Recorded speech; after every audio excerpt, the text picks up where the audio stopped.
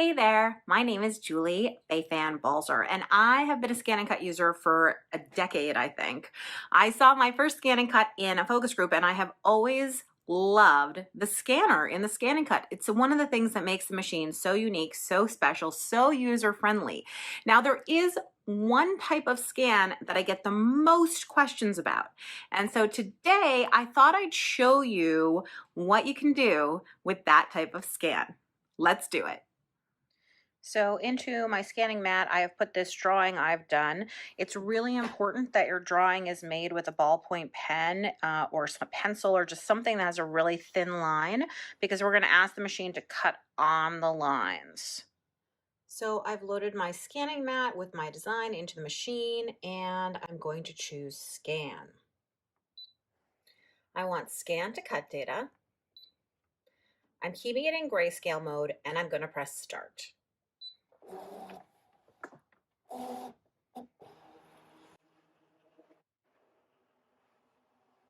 And now there are three scanning options. The one that I want is this one, the last one, where it has just a circle and a square. And what it's going to do is it's going to cut on the lines. That's why we had to have some very thin lines, because we wanted to cut on the lines. So I'm going to choose this one. And now I can see, based on everything that got darker, where it's going to cut. So I can see it's catching the bottom of the edge of my paper. So I'm simply going to drag the arrows in so that they snug up right around my puzzle that I've created. Then I'm going to hit Preview. And if everything still looks good to me, then I can go ahead and say, okay. And I want to save it into the machine. You can also save it to Canvas Workspace, and you can also save it to a USB thumb drive. So let's go ahead and save it into the machine. So I'm going to say okay and go home. And now everything from this point forward is as you might use any cut file that you've saved. We retrieve the data. It's in the machine. It's the very last thing that we've saved. Here it is.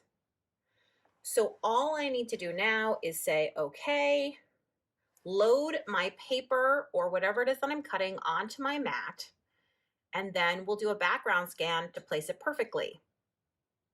As a fun side note, I made this paper by stamping on it with a stamp that I made using my ScanNCut, and I did make a video several years ago about how to make foam stamps with your ScanNCut. So now that I have finished scanning, let's hit Edit. Can you see the red box that came up here? Each of these is a separate little piece, and I don't want that. I want to be able to just move them all as one big piece. So I'm going to use this multiple selection tool, and I'm going to do Select All. So now I have all these red boxes.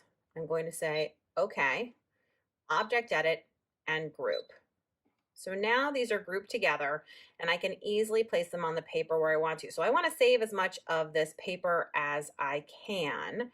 After all, I did make it.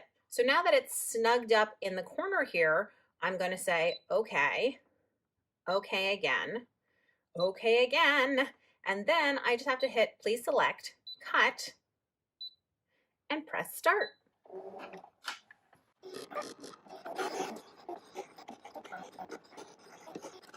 So now that it's done cutting, I'm just unloading the mat, and let's see how our puzzle looks. You can see that each of the puzzle pieces cut away just right on the line. So obviously I cut out some pretty paper. You could also do a photo. You could also do a drawing. You can, divide it up any way you want. So now you know the ScanNCut can cut on the lines of a drawing that you've made. And of course, the ScanNCut can cut around the lines, and the ScanNCut can cut on the inside and the outside of the lines, and the ScanNCut can scan and cut around a stamped image or a sticker, and the ScanNCut can act as a large format scanner and scan your work to JPEG, and.